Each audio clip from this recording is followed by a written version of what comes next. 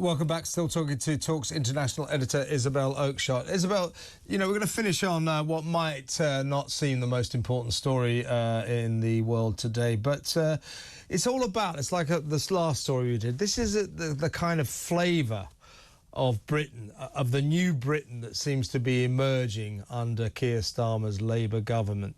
And the Tories stand accused of allowing this crazy wokery to grow and grow. I mean, it was on their watch it happened. Now, towards the end of their 14 years in power, they were beginning to fight back against some of this nonsense, telling teachers, no, you can't just...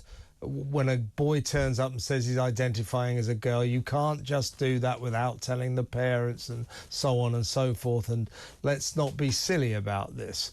Let's not indulge kids completely with anything they want to do or say.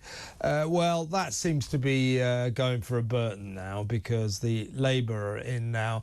And there's a story out now that one kid in a school who has arrived at school identifying as a wolf is being supported, that's the word, by teachers who've been told to respect his wishes. It turns out that around the country, more and more pupils are coming in to school claiming they're suffering from species dysphoria, claiming to be foxes, dragons, birds, snakes, sharks, and my particular favourite, dinosaurs. And they're being respected by teachers. Now, a neuropsychologist called Dr. Tommy Mackay, I think I had him on my show once, good guy, he says, and this is the scientific fact, he says there is no such thing as species dysphoria, and the common sense approach is not to indulge these daft children, but to tell them to just snap out of it.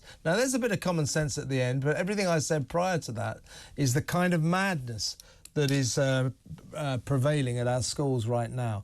A kid turns up and says, I'm a wolf. The head teacher says to all the teachers, you must respect him. Treat him as if he's a wolf. This is insanity.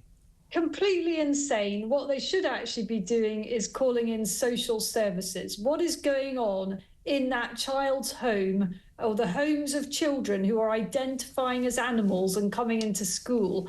It strikes me that they're not being properly parented, and for other adults to indulge this is actually quite abusive. These children clearly are either taking the mickey, in which case, well, good luck to them. You know, I can't blame them for seeing how far they can push this under the current regime. Some of them will be, you're right. It's the sort of thing I would have done when I was at school. Yeah, I really, really hope that is what's going on here. But for those, if there are cases where this is not a child seeing if they can get away with a prank, then what they actually need is mental health support and intervention. It's not okay, it's not normal, it's not a thing. I'm glad that that psychologist was brave enough to call it what it is, which is a complete fabrication.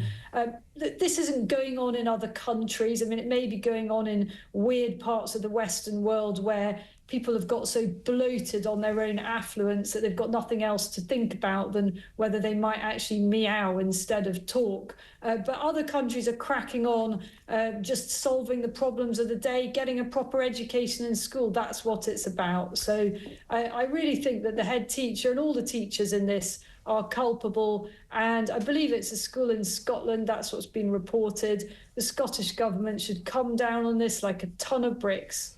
Yeah, but it's the Scottish government, it's the SNP, so they won't. And this is the problem.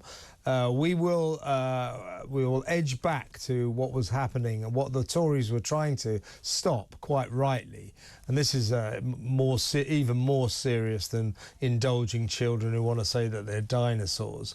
Was the kids who decide that they're born in the wrong body, a boy that decides he's a girl or vice versa, turning up at school, telling their teachers agreed to keep the secrets from their parents. So what this comes down to, the reason that this Labour government will indulge this is because Labour government believes in the power of the state.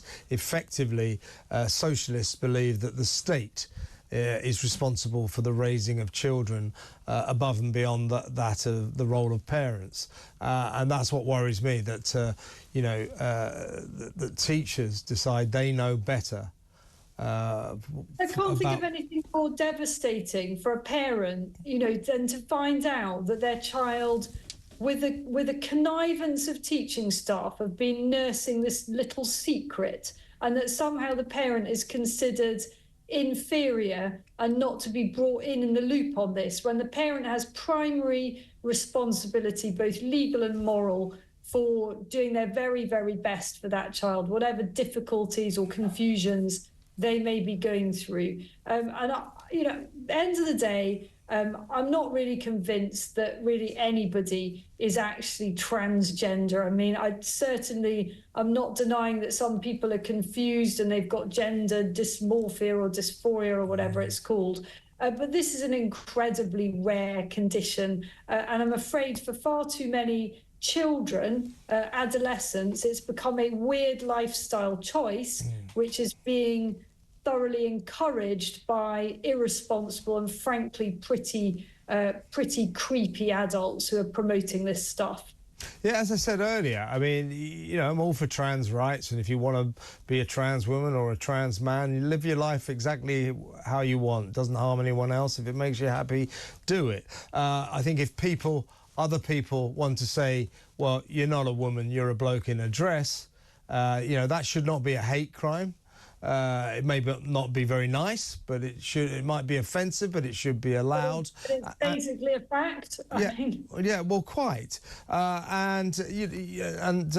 Don't make us accept the scientific lie that a trans woman is a woman, that somehow or other you can change sex. This is the problem. And again, I don't want to be unsympathetic to the trans community, but we are obsessing, as we just discussed earlier, on 0.4% of the population, less than 250,000, in a population of 70 million. Yeah, and it's a minute percentage of a population that thinks that this is what's wrong with them, as it were, or this is the direction they want to lead their lives. And actually, so much of it, I think, is just a kind of fabrication. As I say, it's a lifestyle choice. I don't also have a problem that adults mind their own business. They want to wear what they want, or, make themselves be like women if they're men. Whatever, knock yourselves out. Where I really do worry about it, though, is when it's children, because some of the stuff that's happening is not reversible. Absolutely, Isabel. Good moment to finish on. Thank you so much. Always a pleasure. Isabel Oakeshott there.